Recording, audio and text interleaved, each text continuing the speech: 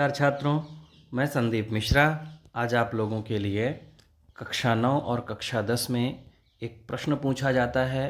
प्रश्नवाचक प्रश्नानाम उत्तराणि कथम दातव्यानि। एक प्रश्न पूछा जाता है और उसका हमें प्रश्न निर्माण करना पड़ता है। एक वाक्य दिया जाता है और उसका हमें प्रश्न निर्माण करना है। तो सबसे पहले आज हम पुल्लिंग प्रश्नवाचक की चर्चा करेंगे कि किस तरह से हम पुल्लिंग प्रश्नों के प्रश्नवाचक हम बनाते हैं। तो आइए सबसे पहले हम चर्चा करते हैं, प्रथमा विभक्ति को देखते हैं। जैसे देखिए, आप बालक शब्द का रूप ले लीजिए। प्रथमा विभक्ति में क्या बनता है? प्रथमा विभक्ति एक वचन में बालकः, द्विवचन में बालकौ और बहुवचन में बालकाः बनता है। अब इसका हम प्रश्नवाचक देखते हैं कैसे बनता है। तो बालकः का प्रश्नवाचक होता है कः, द्विवचन बालकौ का प्रश्नवाचक होता है कौ और बहुवचन बालकाः का प्रश्नवाचक होता है के। अब यहाँ हम ध्यान ये देना है कि केवल बालकः की ही चर्चा नहीं हो रही है।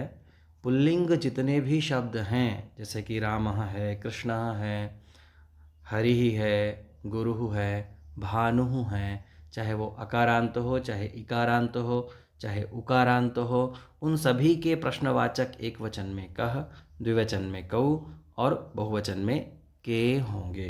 इसके हम उदाहरणों को भी समझते हैं, वाक्य रचना उदाहरण देखते हैं। जैसे कि देखिए, लिखा हुआ है बालकः गच्छति। तो अब इसका हम प्रश्नवाचक बनाएंगे तो क्या बनाएंगे? बालकः से बनाना है तो क्या बनेगा? कः गच्छति। स्पष्ट प्रश्नवाचक बना कि कः गच्छति। दूसरा है बालकौ गच्छतः। बालकौ गच्छतः, तो इसका प्रश्नवाचक बन जाएगा कौ गच्छतः। बालकाः गच्छन्ति, एक वाक्य है तो इसका प्रश्नवाचक बन जाएगा के गच्छन्ति। ये ध्यान देना है। अगर मान लीजिए यहाँ है गुरुः गुरवः, तो गुरुः गच्छति, तो प्रश्नवाचक क्या बनेगा? कः गच्छति। गुरु गच्छतः, तो प्रश्नवाचक क्या बनेगा? कौ गच्छतः। गुरवः गच्छन्ति, तो प्रश्नवाचक क्या बनेगा? के गच्छन्ति। कहने का तात्पर्य यह है कि चाहे वह इकारांत हो, चाहे उकारांत हो, चाहे दीर्घ ईकारांत हो, पुल्लिंग शब्द, तो अगर पुल्लिंग शब्द है तो उनके प्रश्नवाचक प्रथमा विभक्ति में कः, कौ, के ही बनेंगे। आइए अब हम द्वितीया विभक्ति को समझते हैं। द्वितीया विभक्ति में देखते हैं, द्वितीया विभक्ति में बालक का क्या रूप बनता है? बालकम, बालकौ, बालकान। तो इसके प्रश्नवाचक क्या बनते हैं? कम, कौ, कान। जहाँ बालकम होगा तो वहाँ कम हो जाएगा एक वचन में, द्विवचन में बालकौ तो कौ होगा और बहुवचन में बालकान, तो उसका प्रश्नवाचक हो जाएगा कान। अब इसकी हम चर्चा करते हैं, वाक्य रचना बनाते हैं। तो जैसे लिखा हुआ है शिक्षकः बालकं ताडयति, तो इसका प्रश्नवाचक क्या बनेगा? शिक्षकः कं ताडयति।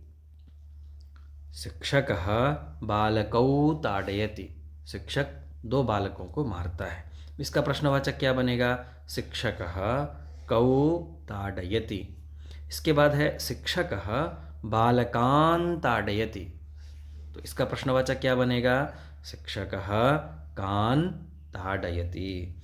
इस तरह से हमें प्रश्नवाचकों का निर्माण करना है और उसे समझना है। मैंने आपको पहले ही बता दिया है कि चाहे अकारांत हो, चाहे इकारांत हो, चाहे उकारांत हो, पुल्लिंग शब्द उनके सभी के प्रश्नवाचक इसी तरह से बनेंगे। तो आइए आगे हम तृतीया विभक्ति की बात करते हैं, तृतीया विभक्ति को समझते हैं। तृतीया विभक्ति बालक का क्या रूप होता है?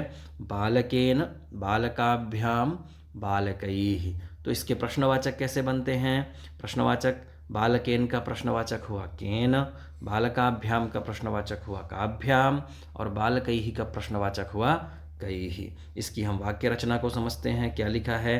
शिक्षकः बालकेन सह गच्छति। तो अब इसका प्रश्नवाचक क्या बनेगा? शिक्षकः केन सह गच्छति। बालकेन के स्थान में केन हो गया तो प्रश्नवाचक इसका बन गया। अब द्विवचन को देखते हैं। शिक्षकः बालकाभ्याम सह गच्छति, इसका क्या बनेगा? शिक्षकः काभ्याम सह गच्छति। इसके बाद लिखा है शिक्षकः बालकैः सह गच्छति, इसका क्या बनेगा प्रश्नवाचक? शिक्षकः कैः सह गच्छति। इस तरह से तृतीया विभक्ति का भी हमने प्रश्नवाचक का निर्माण किया। आइए अब हम चतुर्थी विभक्ति को देखते हैं। चतुर्थी विभक्ति में बालक का क्या रूप बनता है? तो बालकाय, बालकाभ्याम, बालकेभ्यः। इसका प्रश्नवाचक क्या है? तो बालकाय का बनता है कस्मै। बालकाय के प्रश्नवाचक क्या होता है? कस्मै। बालकाभ्याम का काभ्याम और बालकेभ्यः का केभ्यः।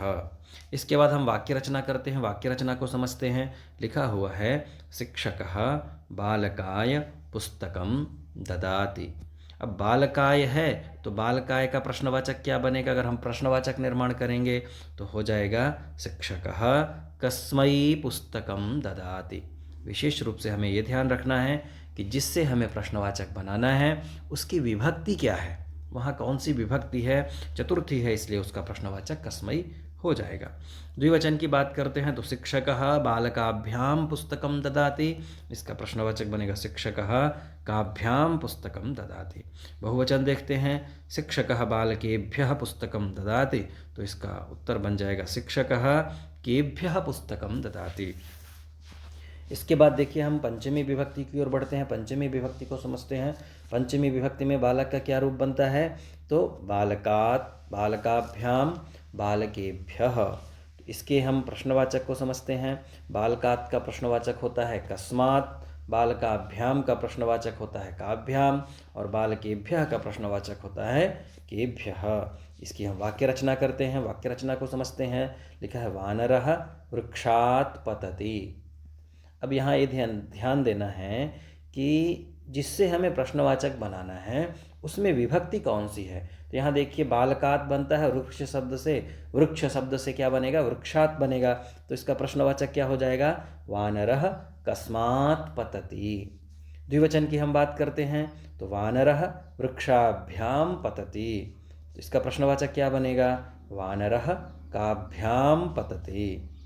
अगला है वानरः वृक्षेभ्यः पतति।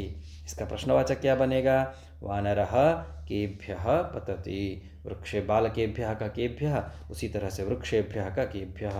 बालकाभ्याम का काभ्याम, उसी तरह से वृक्षाभ्याम का काभ्याम। बालकात् का कस्मात्, उसी तरह से वृक्षात् का कस्मात्। इस तरह से आपका पंचमी विभक्ति के प्रश्नवाचक हो गए। हम षष्ठी विभक्ति को समझते हैं। षष्ठी विभक्ति में देखते हैं पहले बालक शब्द का क्या रूप बनता है। तो बालकस्य, बालकयोः, बालकानां।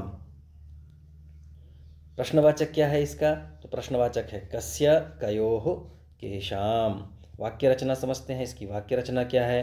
तो जैसे बालकस्य कस्य, अब बालकस्य है तो बालकस्य का कस्य होता है। उसी तरह से समझ लीजिएगा राम शब्द है तो राम शब्द की षष्ठी विभक्ति क्या बनेगी? रामस्य।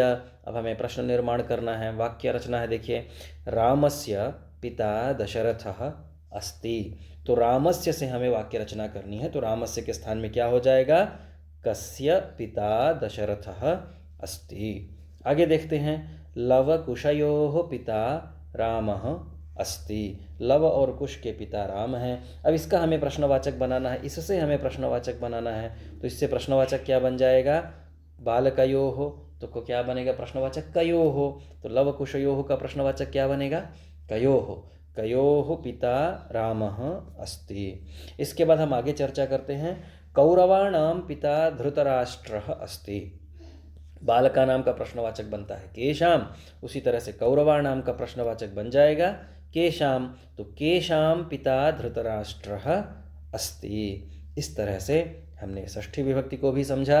आगे हम सप्तमी विभक्ति की चर्चा करेंगे। सप्तमी विभक्ति में बालक का क्या रूप बनता है? तो बालके, बालकयोः, बालकेषु। इसका प्रश्नवाचक क्या बनता है? तो बालके का बनता है कस्मिन्। ध्यान रखना है, कस्मिन् बनता है। इसके बाद बालकयोः का क्या बनता है? कयोः। और बालकेषु का केषु। तो आइए अब हम इसकी वाक्य रचना को समझते हैं। वाक्य रचना में दिया हुआ है बालके गुणाः सन्ति। बालके गुणाः सन्ति। इसका प्रश्नवाचक क्या बन जाएगा? कस्मिन्। तो कस्मिन् गुणाः सन्ति, एक वचन में। द्विवचन में बालकयोः गुणाः सन्ति, तो इसका क्या बन जाएगा? बालकयोः का प्रश्नवाचक बन जाएगा कयोः गुणाः सन्ति। बालकेषु गुणाः सन्ति, बहुत सारे बालक हैं उनमें गुण हैं। इसका प्रश्नवाचक बन जाएगा केषु गुणाः सन्ति। देखिए, समझना है, बहुत महत्वपूर्ण विषय है और कक्षा 10 और कक्षा 9 में ये प्रश्न जरूर पूछा जाता है। हो सकता है आपसे 3 ही वाक्य पूछे जाएं। अगर 3 नंबर का भी अगर आप कर लेते हैं तो मेरिट में आप अच्छे से आ सकते हैं। इन प्रश्नों को इन प्रश्नों की समस्या सभी छात्रों की रहती है। तो मैं ऐसा मानता हूँ कि अगर आप इस वीडियो को अच्छे से समझते हैं तो निश्चित ही आप प्रश्नवाचक प्रश्न को हल कर पाएंगे। तब तक के लिए आप सभी को नमस्कार। ये पुल्लिंग का है, इसके बाद मैं स्त्रीलिंग की भी वीडियो डालूंगा, आप उसे भी समझें। नमो।